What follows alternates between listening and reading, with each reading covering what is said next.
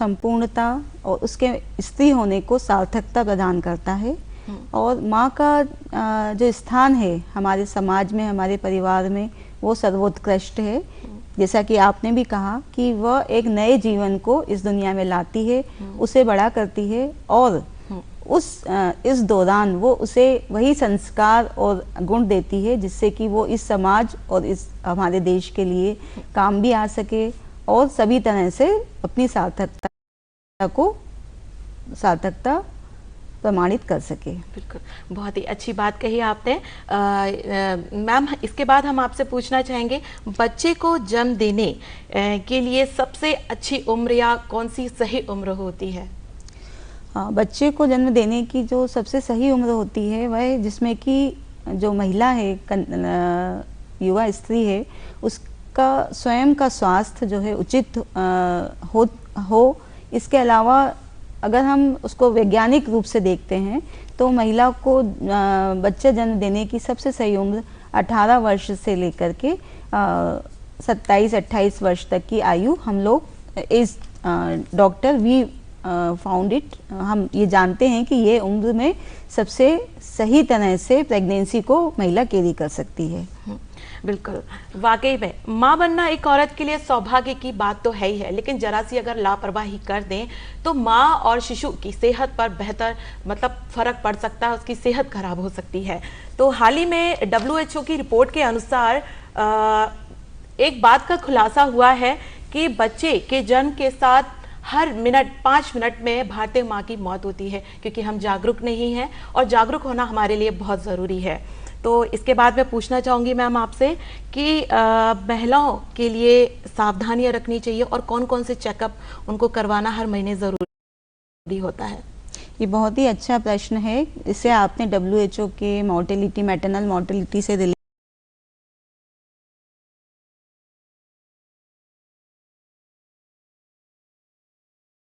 किया।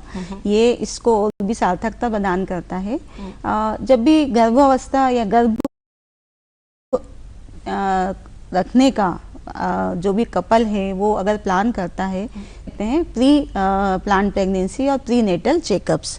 इस कंडीशन में जो यंग लेडीज हमारे पास आती हैं, वो जो कि प्रेग्नेंट होना चाहती हैं, उन्हें हम कई तरह के टेस्ट एडवाइस करते हैं। इस तरह के टेस्ट जिनसे उनकी गर्भावस्था प्रभावित हो सकती है। अब जैसे कि अगर महिला का ब्लड ग्रुप है नेगेटिव है, अगर पॉजिटिव ब्लड ग्रुप है तो लेटर ऑन कभी माँ और बच्चे का ब्लड ग्रुप पापा पर भी जा सकता है और माँ पर भी रहता है। तो प्रेगनेंसी के दौरान माँ और बच्चे का ब्लड मिलने पर माँ के शरीर में एंटीबॉडीज बनने की संभावना रहती है। तो ये कंडीशन अगर हमें प्रेग्नेंट होने चाह रहे हैं उसके पहले ही अगर पता चल जाती है तो हम शुरू से ही उसमें प्रिकॉशन रख सकते हैं। और आजकल इंजेक्शन अवेलेबल हैं जिनसे इस तरह की रिएक्शन को रोका जा सकता है। इसके अलावा जैसे डायबिटीज़ है, हमारा देश जो है वो डायबिटीज़ की किंगडम माना जाने लगा है। क्योंकि हमारे यहाँ डायबिटीज़ की संख्या जो है बहुत अधिक है। अब डायबिटीज़ अगर हमें महिला के प्रेग्नेंट होने से पहले ही पता चल जाता है तो प्रॉपर अगर ब्लड शुगर कंट्रोल करें तो बच्चे में जो बच्चा होने वाला है उस समय एक तो गर्भपात होने का अंदेशा जो रहता है उसको कम किया जा सकता है। इसके अलावा बच्चे में कई तरह की पैदाइशी खराबियां हो सकती हैं अगर माँ का ब्लड शुगर कंट्रोल नहीं है। तो हम अगर प्रॉपर तरीके से ब्लड शुगर कंट्रोल करने के बाद वो महिला गर्भ धारण करती है तो निश्चित रूप से हम एक अच्छा स्वस्थ बच्चा जो है उसको प्राप्त कर सकते हैं। मैम, जैसे कि आपने बताया है कि जांच करवाना बहुत ज़रूरी है। प्रसव पूर्व जो जांच होती है इसकी उपयोगिता और इसके क्या फ़ायदे होते हैं? जैसा कि अभी मैंने बताया आपको 2 जांचों के बारे में, ब्लड ग्रुप टाइप और ब्लड शुगर के टेस्ट। इसके अलावा जैसे थायराइड का टेस्ट भी हम लोग कराते हैं। हमारे समाज में दिन ब दिन थायराइड डिसफंक्शन की भी इंसिडेंस जो है वो बढ़ती जा रही है। अगर महिला की थायराइड सही तरीके से काम नहीं कर रही है तो ऐसी स्थिति में बच्चे एबॉर्शन होने की संभावना रहती है। महिलाओं में खून की कमी अत्यधिक होने की संभावना रहती है और फिर कम दिन का बच्चा रहने की भी संभावना रहती है। तो अगर थायराइड है तो उस थायराइड के लिए भी इलाज उपलब्ध है। ठीक है, तो इस तरह से हम ये टेस्ट है। इसके अलावा कई वैक्सीनेशन वगैरह हैं, जैसे कि रुबेला वैक्सीनेशन है, अगर महिला ने नहीं कराया है तो हम उसको टेस्ट करने के बाद वो एडवाइस कर सकते हैं। तो प्रसव पूर्व की जांचें जो अति आवश्यक हैं, और अगर शिक्षित वर्ग है तो हमें उपलब्ध जो भी दवाइयां हैं उनका समुचित फायदा उठाना चाहिए। बिल्कुल। जैसे जो महिलाएं जागरूक नहीं होती हैं या जांचें नहीं करवाती हैं, तो इसके नुकसान भी क्या हो सकते हैं, हमारे दर्शकगण जानना चाहेंगे। हाँ, ये नुकसान तो बहुत हो सकते हैं। जैसे कि जब महिला गर्भ धारण करती है तो हम उसका तुरंत ब्लड हीमोग्लोबिन लेवल टेस्ट कराते हैं। हीमोग्लोबिन हमें ये बताता है कि महिला के अंदर रक्त की मात्रा कितनी है, और चूंकि प्रेगनेंसी के दौरान माँ और बच्चा दोनों ही उसी रक्त पर अवलंबित रहते हैं, तो अगर महिला में खून की कमी रहेगी तो निश्चित रूप से महिला स्वयं तो अस्वस्थ रहेगी ही, साथ में ये जो बच्चा होगा वो भी कंजेनाइटल एनीमिया मतलब पैदाइशी खून की कमी के साथ में पैदा होगा। इसके अलावा जो छोटी छोटी चीजें हैं, जैसे कि ऑफ कोर्स कई चीजें हैं, जैसे गर्भपात होने का संभावना अधिक रहती है। इसके बाद महिलाओं को कम दिनों के दर्द उठने की संभावना और कम दिन का बच्चा होने की संभावना रहती है, और कम दिन के बच्चे जो हैं कई तरह की बीमारियों से ग्रसित हो सकते हैं। फिर इसके बाद अगर हीमोग्लोबिन कम है, हीमोग्लोबिन जैसे 7 ग्राम % नॉर्मल जो उसका लेवल रहता है महिलाओं में, वो कम से कम 10 ग्राम होना चाहिए गर्भ के दौरान। पर अगर ये 7 ग्राम % है तो महिला के खुद के हृदय पर, स्वयं के हृदय पर बहुत जोर पड़ता है, और कई बार हार्ट फेल होने और के चांस भी रहते हैं। बिल्कुल, बहुत ही अच्छी बात कही, बहुत महत्वपूर्ण जानकारी हमारे दर्शकों के लिए। और दर्शकों, गर्भावस्था ऐसा समय होता है जिसमें आपको बेहद ही ख्याल रखना पड़ता है, बहुत सी दवाइयां खानी पड़ती है। तो मैम से पूछना चाहूंगी कि इसमें गर्भावस्था के दौरान कौन कौन सी जो दवाइयां होती हैं जो महिलाओं को लेना चाहिए, इम्पोर्टेंट? हाँ, ये बहुत ही सही प्रश्न है। और ये महिलाओं को, चूंकि हमारा जो डाइट है वेजिटेरियन डाइट है, और प्रेगनेंसी के दौरान महिलाओं में विटामिन्स की कमी हो जाती है, प्रोटीन्स की कमी हो जाती है, कार्बोहाइड्रेट की भी कमी हो सकती है। इसके अलावा आयरन और कैल्शियम की कमी जो है वो सबसे ज़्यादा होने की संभावना रहती है। तो हमारी जो नेशनल गाइडलाइंस हैं, इंटरनेशनल गाइडलाइंस भी हैं कि सभी महिलाओं को 60 मिलीग्राम आयरन डेली सप्लीमेंटेशन देना आवश्यक रहता है।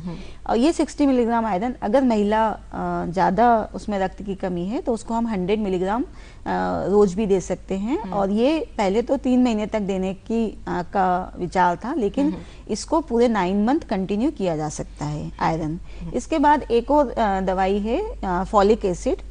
फॉलिक एसिड जो है बच्चों गर्भ के अंदर विकसित हो रहे हैं बच्चे के लिए अति आवश्यक रहती है। फॉलिक एसिड की कमी होने से बच्चे में कई पैदाइशी खराबियां होने की संभावना रहती है। इसीलिए जैसे ही गर्भ का पता चलता है तुरंत फॉलिक एसिड टेबलेट लेना जरूरी रहता है। इसमें 5 मिलीग्राम की एक टेबलेट देते हैं हम लोग। इस फॉलिक एसिड को एसेंशियली अति आवश्यक रूप से फर्स्ट 3 मंथ तो देते ही हैं। उसका कारण ये है कि फर्स्ट 3 मंथ में बच्चे के सभी अंगों का विकास होता है। इसके अलावा कैल्शियम सप्लीमेंटेशन भी करते हैं। कैल्शियम की भी एक टेबलेट रोज दी जाती है, क्योंकि महिलाएं हमारी वैसे ही कैल्शियम डिफिशिएंट रहती हैं। फिर बच्चे का जो पूर्ण विकास होता है वो माँ के रक्त से ही न्यूट्रिएंट्स लेने से होता है। तो एक कैल्शियम की गोली भी निरंतर दी जाती है। जैसे कि मैम अभी आपने दवाइयों के बारे में बताया जो गर्भवती महिलाओं के लिए बहुत ही इम्पोर्टेंट होता है, तो अगर कोई भी गर्भवती महिला पहले से ही किसी बीमारी से अगर ग्रसित है तो उस समय इन दवाइयों का और वो दूसरी दवाइयों का कोई कनेक्शन या नुकसान?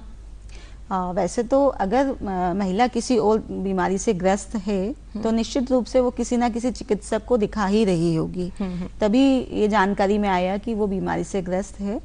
अब ये जो सप्लीमेंटेशन है आयरन, फॉलिक एसिड और कैल्शियम, ये न्यूट्रिशनल सप्लीमेंट अगर महिला के शरीर में वैसे ही अच्छी मात्रा में रहेंगे तो शायद हमें देने की जरूरत ना पड़े। तो ये वाली जो दवाइयां हैं ये किसी भी और दवाई से रिएक्शन नहीं करती हैं, तो किसी भी और दवाई के साथ में इसको दिया जा सकता है।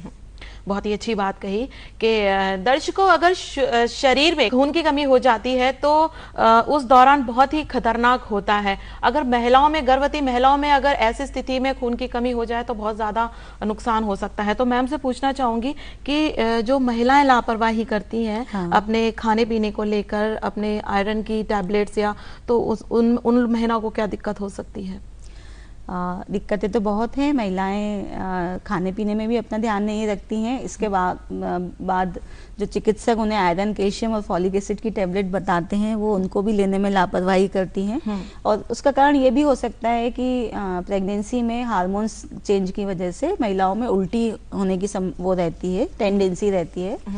तो इस स्थिति में आयरन या कैल्शियम का जो इंटेक है, उससे ये उल्टियाँ बढ़ने की संभावना भी रहती है। और अगर वो नहीं लेती हैं महिलाएं ये, तो ये बहुत ही गंभीर स्थिति है, क्योंकि रक्त अत्यावश्यक है। क्योंकि डिलीवरी के समय भी एक सामान्य प्रसव भी अगर होता है तो उसमें 500 से लेके 1 लीटर तक ब्लड का लॉस होता है। और अगर हम पूरी मात्रा देखें शरीर में, तो महिलाओं के शरीर में 5 से 6 लीटर का ब्लड होता है। तो सामान्य प्रसव में भी जब 500 से 1 लीटर ब्लड लॉस हो रहा है और किसी तरह की अगर कॉम्प्लिकेशन हो गई तो तुरंत ये 2 लीटर 3 लीटर ब्लड लॉस हो जाता है। और इस स्थिति में मरीज की जान, महिला की जान पर आ जाती है, और उसको जान बचाने के लिए फिर हमें अत्यधिक प्रयास करने पड़ते हैं। तो अगर महिलाएं अपने खान पान पर ध्यान दें, साथ में जो दवाइयां हैं आयरन, कैल्शियम, फॉलिक एसिड, वो समय पर लेती रहे, और उनका जो हीमोग्लोबिन है वो 10 ग्राम या उससे अधिक रहे, तो प्रसव, सामान्य प्रसव और महिला जो है सामान्य प्रसव के पश्चात महिला और बच्चे दोनों के अच्छे रहने की संभावना रहती है। जैसे मैम, ऐसी स्थिति में नियमित रूप से गर्भवती महिला अपने आहार में क्या शामिल करे जिससे उसका जो हीमोग्लोबिन है वो बैलेंस रहे उसका? बिल्कुल, बहुत सही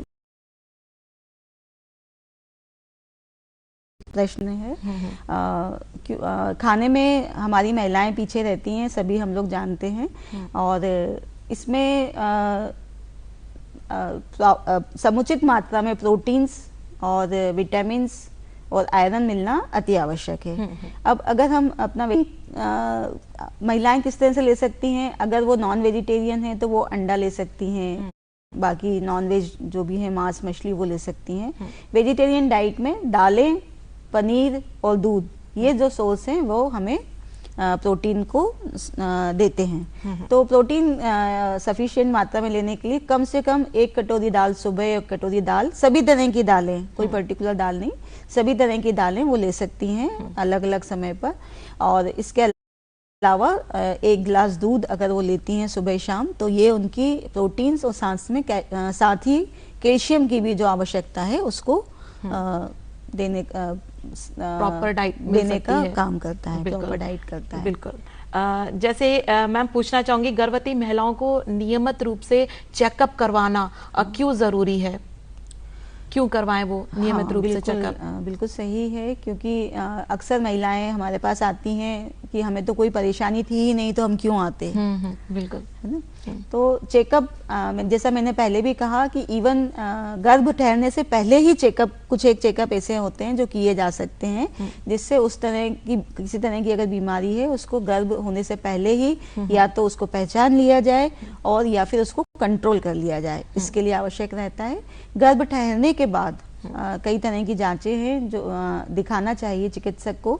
तो उसमें एक तो महिला के हीमोग्लोबिन टेस्ट करते हैं हम लोग। इसके अलावा महिला का ब्लड प्रेशर चेक करना अति आवश्यक है, क्योंकि ब्लड प्रेशर अगर अनकंट्रोल हो जाता है तो उस कंडीशन को हम प्री एक्लेम्शिया कहते हैं। अनकंट्रोल ब्लड प्रेशर महिला के ना कि केवल महिला बल्कि बच्चे के लिए भी अत्यधिक हानिकारक रहता है। और अगर ब्लड प्रेशर अनकंट्रोल रहता है तो महिला के दिमाग में जो ब्लड प्रेशर कंट्रोल करने का सिस्टम होता है वो फेल हो जाता है, और उस वजह से महिलाओं को कन्वर्शन, झटके आने की बीमारियां हो सकती हैं। अब ये जो झटके आने की बीमारी होती है, इसमें लगभग 30% मॉर्टेलिटी रहती है। मतलब अगर 100 वुमेन्स को लक्षण इस तरह के कन्वर्शन हुए तो उसमें से 30% महिलाएं जो है वो उनकी जान पर जाने की संभावना रहती है। बेस्ट बेस्ट अगर हॉस्पिटल सेटअप है आपके पास, बेस्ट ट्रीटमेंट देने के बावजूद दिमाग की नस फटने से उनकी मृत्यु की संभावना रहती है। इसी के साथ मैम एक क्वेश्चन और है। हाँ। और जैसे गर्भवती महिलाएं हैं, इनकी वैक्सीन होती है लगाना प्रॉपरली, तो वो क्यों आवश्यक है? गर्भ में जो हम वैक्सीन एडवाइस करते हैं उसमें एक टिटनस का वैक्सीन एडवाइस करते हैं। टिटनस का वैक्सीन अब तो हमारी महिलाएं इतनी एक्सपर्ट हो गई हैं, और दूसरा हमारे जो आंगनवाड़ी हैं वो बहुत अच्छे से काम कर रहे हैं, घर घर जाकर के महिलाओं को वैक्सीन लगाते हैं टिटनस का। तो टिटनस का जो वैक्सीन रहता है वो महिलाओं को टिटेनस नाम की बीमारी से बचाता है, क्योंकि डिलीवरी के समय महिला के अंग जो रहते हैं, शरीर जो रहता है वो डस्ट से और दूसरे जो रस्टेड इंस्ट्रूमेंट हैं उनसे एक्सपोज्ड हो सकता है। उस स्थिति में टिटनस होने की संभावना रहती है, जिसमें कि मृत्यु होने के अत्यधिक चांसेस रहते हैं। बिल्कुल, बहुत ही अच्छी बात बताई हमारे दर्शकों को। दर्शकों, गर्भावस्था के दौरान हमारे शरीर को हाइड्रेट रखना हमें बहुत जरूरी है, क्योंकि क्या है, दिन भर में अगर 7 से 8 गिलास पानी पिया जाए तो प्रॉपरली हमारा शरीर बिल्कुल हाइड्रेट रहेगा। तो मैम से पूछना चाहूंगी कि तरल पदार्थ लेना कितना आवश्यक है एक गर्भवती महिला के लिए? गर्भावस्था के दौरान महिला का जो ब्लड प्रेशर रहता है वो बहुत लो हो जाता है। ये लो ब्लड प्रेशर एक तरह से गर्भ को बनाए रखने और बच्चे के पास सारे न्यूट्रिएंट पहुंचाने के लिए बहुत अच्छा कार्य करता है। परंतु इसके साथ ही महिलाओं में इसमें चक्कर आना और घबराहट होना, इस तरह की कंप्लेंट्स को भी पैदा करता है। तो अगर महिला अपने आप को प्रॉपर हाइड्रेट रखेगी, इलेक्ट्रोलाइट सप्लीमेंटेशन सब कुछ होता रहेगा, उसमें इलेक्ट्रॉल पाउडर भी ले सकती है, वो नमक शक्कर या नींबू का घोल भी ले सकती है। तो इस तरह के सप्लीमेंटेशन रखने पर उसका ब्लड सर्कुलेशन जो है वो रक्त संचार बना रहेगा और बच्चे को भी पर्याप्त मात्रा में सभी न्यूट्रिएंट की सप्लाई होती रहेगी। बिल्कुल मैम, इसके बाद में जो एक गर्भवती महिला के लिए जो प्रॉपर डाइट होता है, क्या क्या होना चाहिए? अनाज में, ड्रिंक्स में या फूड में, किस तरीके की?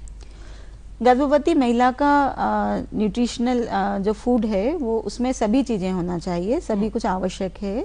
उसमें प्रोटीन्स होना चाहिए। प्रोटीन्स यानी जैसा मैंने बताया, दालें हैं, दूध है, पनीर है, अंडा है, मांस मछली है। इसके अलावा कार्बोहाइड्रेट भी कुछ मात्रा में चाहिए। कार्बोहाइड्रेट हमें अनाज जो रोटी है, चावल है या जो भी मिक्स्ड रागी दूसरे अनाज हैं उनसे प्राप्त होता है। फिर इसके बाद गर्भवती महिला को हरी सब्जियां लेना भी अति आवश्यक रहता है, क्योंकि हरी सब्जियां ही हैं जो आयरन की कमी को पूरा करने में सहयोग देती हैं। फिर जो भी सीजनल फल हैं, मौसमी फल रहते हैं, वो फल 1 या 2 फल अगर वो रोज लेती हैं तो उन फलों से पर्याप्त मात्रा में विटामिन और फाइबर्स महिला को मिलते रहते हैं। बिल्कुल। अच्छा मैम, ये बताएं, इसके बाद में अभी हम खाने की आहार की बात कर रहे हैं गर्भवती महिला के लिए। इसके बाद में जैसे कुछ फूड्स और फ्रूट्स ऐसे होते हैं जो उन्हें नहीं खाने चाहिए, वो भी हमारे दर्शकगण जानना चाहेंगे आपके माध्यम से। वैसे तो एलोपैथी में इस तरह की कोई दवाएं फूड को क्लासिफाई नहीं किया गया है कि वो गर्भावस्था में नहीं ले सकती हैं। तो पर कुछ एक दवाई चीजें हैं, जैसे कि गर्भावस्था में जो आयुर्वेदिक लड्डू वगैरह खाते हैं, है ना, तो वो एक्चुअल में यूट्रस को कॉन्ट्रैक्ट करने का, बच्चेदानी को सिकुड़ने का कार्य करते हैं। तो उन चीज़ों को, इस तरह की दवाइयाँ जो बच्चेदानी पर काम करती हैं, उनको नहीं लेने का हम लोग उनको सलाह देते हैं। बिल्कुल। अच्छा मैम, ये बताएं, इसके बाद में जब गर्भवती महिला 9वें पड़ाव पर होती है, 9वां महीना उसका होता है, तो क्या मतलब ऐसी स्थिति में बेहद वो अपना ख्याल रखे, तो किन सावधानियों को बरतना चाहिए? 9वां महीना जो गर्भावस्था का रहता है वो बहुत आवश्यक रहता है, क्योंकि आपने पूरे अगर आपने बहुत अच्छे से चेकअप कराया है और सभी चीज़ों का ध्यान रखा है, परंतु आखिरी माह में अगर हमने छोटी सी भी लापरवाही की तो ये हमारे लिए बड़ा नुकसान कर सकती है। तो गर्भावस्था में खाने पीने का तो ध्यान रखना ही रहता है, और चूंकि बॉडी का जो बैलेंस रहता है वो थोड़ा सा डिस्टर्ब हो जाता है बेबी के अंदर रहने की वजह से, तो चलने फिरने में भी आप ध्यान से चले फिरें, ये बहुत ज़रूरी है। ऐसा ना हो कि इम्बैलेंस होकर के गिर जाएं, इसके बाद जहाँ तक यात्रा का सवाल है, कई बार महिलाएं आती हैं कि हम लोग जा सकते हैं यात्रा पर या नहीं। तो यात्रा पर जाने में ऐसे मनाही नहीं रहती है। जैसे ट्रेन से अगर जा रहे हैं तो बिल्कुल जा सकते हैं, पर अगर आप मोटरसाइकिल पर जा रहे हैं तो अगेन जर्क लगने की और गिरने की थोड़ी संभावना रहती है, तो उसको अवॉइड करना चाहिए। ये तो यात्रा का हो गया। और खाने का ध्यान रखना है। इसके अलावा कई महिलाएं आजकल बहुत एक्टिव हैं और एक्सरसाइज भी करती हैं। एक्सरसाइज करना भी बहुत अच्छी बात है। योगा कर सकते हैं इस समय। योगा करने से एक डीप रेस्पिरेशन एक्सरसाइजेज जो रहती हैं वो प्रसव के दौरान बहुत सहायक होती हैं ऑक्सीजनेशन मेंटेन करने के लिए। तो योगा करना चाहिए।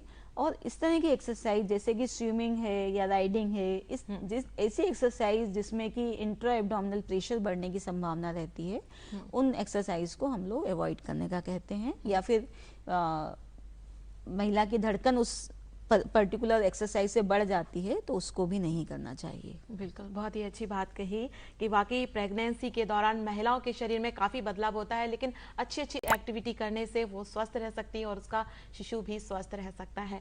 मैम, आपका बहुत बहुत धन्यवाद, आप हमारे कार्यक्रम में आए और अपने बेशकीमती समय हमारे इस कार्यक्रम को दिया। Thank you so much. Thank you.